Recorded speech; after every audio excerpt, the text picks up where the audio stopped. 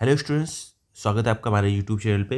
आज हम लोग बात करेंगे इम्पॉर्टेंट आर्टिकल्स की। ठीक है, जो इंडियन कॉन्स्टिट्यूशन पे हैं, एग्जाम के पॉइंट ऑफ व्यू इंपॉर्टेंट है जो, ठीक है, उनको देखेंगे।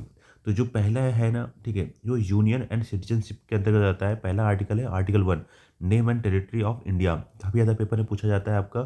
ठीक है, आर्टिकल 3 है फॉर्मेशन ऑफ न्यू स्टेट्स, बात की गई नए राज्यों के गठन की बात की गई है। और आर्टिकल 5 से 11 में सिटीजनशिप की बात की गई है। आर्टिकल 12 में डिफिनेशन ऑफ स्टेट की बात की गई है। ठीक है, आगे जो इंपॉर्टेंट है फंडामेंटल राइट्स के अंतर्गत आता है, आर्टिकल 14 है वो इक्वलिटी बिफोर लॉ। ठीक है, आर्टिकल 15 है नो डिस्क्रिमिनेशन, ठीक है, कोई भेदभाव नहीं होगा।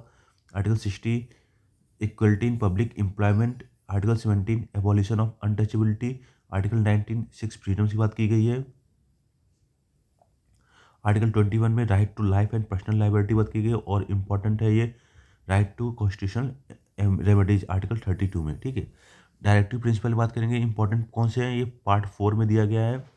आर्टिकल 36 है, ठीक है, इसकी डेफिनेशन दी गई है। आर्टिकल 39 पे वेलफेयर ऑफ पीपल की बात की गई है। आर्टिकल 40 में पंचायती राज की बात की गई, मोस्ट इंपॉर्टेंट है। आर्टिकल 44 में यूनिफॉर्म सिविल कोड की बात की गई है। ठीक है, आर्टिकल 45 में अर्ली चाइल्डहुड केयर की बात की गई है। आर्टिकल 48 में प्रोटेक्शन ऑफ इन्वायरमेंट की बात की गई है। इंपॉर्टेंट है सारे ही। ठीक है, प्रेसिडेंट की बात की गई है। आर्टिकल 74 में काउंसिल ऑफ मिनिस्टर्स होगा। आर्टिकल 75 में प्राइम मिनिस्टर होगा। आर्टिकल 76 में अटॉर्नी जनरल होगा। आर्टिकल 79 में पार्लियामेंट की बात की गई है। आर्टिकल 80 में राज्यसभा की बात की गई है।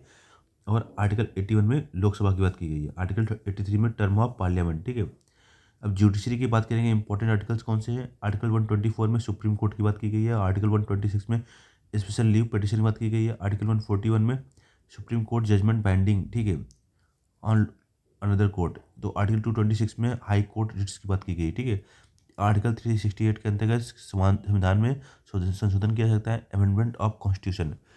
अब बात करेंगे फाइनेंस एंड इमरजेंसी के केस में, तो आर्टिकल 266 में कंसोलिडेटेड फंड की बात की गई है। आर्टिकल 267 में कॉन्टीजेंसी फंड की बात की गई है। आर्टिकल 352, ये बहुत इंपॉर्टेंट है तीनों।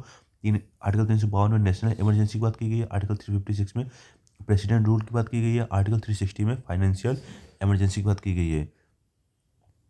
और लोकल गवर्नमेंट की बात की गई है। आर्टिकल 243 में पंचायती राज। आर्टिकल 243 जेड जी में म्यूनसिपैलिटीज़ की बात की गई है। ठीक है, और हम लोग कोशिश करेंगे कि आपको टॉपिक वाइज भी सारे इंपॉर्टेंट आर्टिकल्स प्रोवाइड कराएं। ठीक है, तो बने रहिएगा आप हमारे चैनल पे।